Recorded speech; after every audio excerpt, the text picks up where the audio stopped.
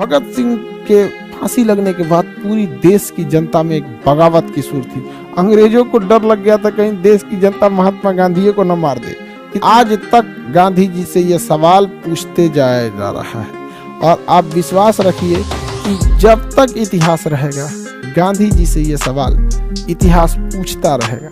हम आज पूछ रहे हैं, कल कोई और शिक्षक, कल कोई और विद्यार्थी यह सवाल गांधी से पूछेगा। तो एक चीज दिमाग में बैठाइएगा, जब जज चाह के नहीं बचा पा रहा है तो महात्मा गांधी तो वकील थे।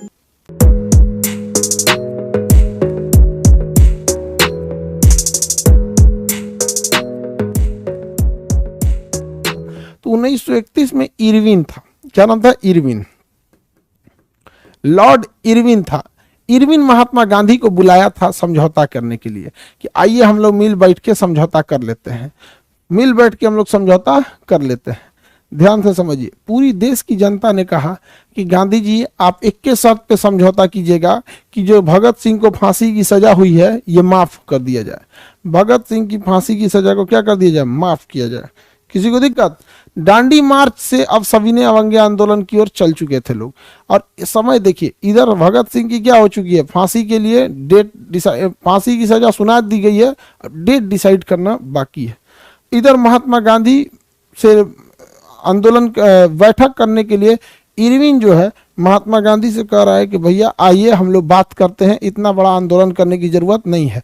तो महात्मा गांधी के पास उस समय चांसेस था, अगर वो डट जाते कि नहीं भगत सिंह की फांसी रोकी जाए तभी हम आपसे बात करेंगे, तो कुछ हद तक ये कहा जा सकता था कि अंग्रेज मान जाते सब। यही एक इकलौता रास्ता था, दूसरा रास्ता नहीं था। क्योंकि जो जज भगत सिंह को फांसी की सजा सुना रहे थे उन जजों में एक भारतीय जज भी थे, आगा हैदर खान। आगा हैदर जो थे वो उन जजों में थे। आगा हैदर ने अपना फैसला भगत सिंह के पक्ष में सुनाया कि जिस घटना का सबूत या गवाह नहीं है उस घटना में आप एक दंडात्मक कार्रवाई करते हुए कुछ समय के लिए जेल की सजा सुना सकते हैं, आप उसको फांसी नहीं लटका सकते। अतः ज्यूरीज के बीच में उन्होंने क्या किया था, कहा था कि मैं भगत सिंह को फांसी देने के खिलाफ हूं, लेकिन बाकी जज मिलके फांसी दे दिए सब। ये कितनों चिल्लाते रहा, 4 को जज में 3 को फांसी दे रहा है तो एगो का मतलब नहीं, 4 में से 3 को रेडी रहना चाहिए, तभी तो क्या होगा, मेजोरिटी रहेगा। अब उसमें आगा हैदर चिल्लाते रह गए, नहीं सुना गया। आगा हैदर ने जज के पद से इस्तीफा दे दिया, कहा भाड़ में जाओ यहाँ पर। तो एक चीज दिमाग में बैठाइएगा, जब जज चाह के नहीं बचा पा रहा है तो महात्मा गांधी तो वकील थे। अंग्रेज ठान लिए थे सब कि भगत सिंह को छोड़ना नहीं है, क्योंकि भगत सिंह बहुत बड़े धधकता हुआ आग थे। लेकिन ये बात हकीकत है कि अगर महात्मा गांधी तुल गए रहते ना, उस समय एकदम तुल गए रहते कि नहीं हमको भगत सिंह को जब तक नहीं छोड़ोगे तब तक हम तुमको बात तब तक तुमसे बात नहीं करेंगे। यहाँ गांधी ने प्रयास किया या नहीं किया इसको भी समझिए, गांधी ने पूरा प्रयास किया, लेकिन यहाँ खेल गया इरविन। गांधी जी के सामने कहा था कि मैं कैदियों को रिहा कर दूंगा, और जब समझौता खत्म हुआ तो उस पर लिखा था मैं केवल राजनीतिक कैदियों को रिहा करूंगा, जबकि भगत सिंह के ऊपर आपराधिक मुकदमा लगा था। तो भगत सिंह को आपराधिक मुकदमे के आड़ में उसने 23 मार्च को क्या कर दिया, फांसी दे दिया। और लाख रोकते गए लोग, लेकिन फांसी दे ही दिया। जतिन दास कई सारे आंदोलन किए जेल के अंदर, लेकिन उनको भूख हड़ताल करते करते उन्हें मार दिया गया। तो अंग्रेजों ने इतनी कठोरता वाला कानून अपनाया था कि पूरे लोग चाह के भी नहीं रोक सकते। लेकिन महात्मा गांधी पे इस बात का आरोप इसलिए लगता है क्योंकि आगा हैदर जो जज थे अपनी तो पूरी कोशिश की है, जो उनका कर्तव्य बनता था। आगा हैदर जो जज थे उन्होंने तो अपना फैसला भी भगत सिंह के पक्ष में सुनाया। आगा हैदर से जो हो सकता था जजों पे लड़ गए, दबाव भी बनाया, और जब कुछ नहीं हुआ तो आगा हैदर अपनी मानवता दिखाते हुए कि हम भारत के सच्चे सपूत हैं, इस्तीफा दे दिया, भाड़ में जाओ ससुरे, तुम जज हो तो तुम कुछ रहो, यहाँ पे नहीं रहेंगे, तुम्हें यहाँ नौकरी। महात्मा गांधी ने केवल रिक्वेस्ट किया, डट गए रहते कि नहीं आंदोलन खत्म तभी करेंगे जब आप भगत सिंह को रिहा करेंगे तब।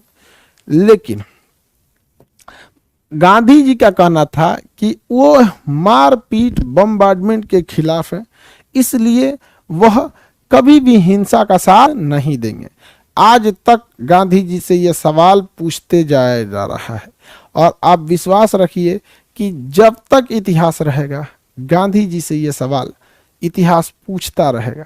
हम आज पूछ रहे हैं, कल कोई और शिक्षक, कल कोई और विद्यार्थी यह सवाल गांधी से पूछेगा, क्योंकि इतिहास की घटनाएं होती छोटी हैं लेकिन फिर वो कभी इतिहास से नहीं मिटती है।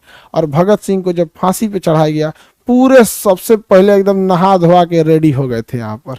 एक बेहतरीन ढंग से भगत सिंह ने इनकलाब जिंदाबाद, ये क्रांति चलती रहेगी, इनकलाब जिंदाबाद, मतलब अब ये क्रांति रुकने वाली नहीं है, इनकलाब जिंदाबाद।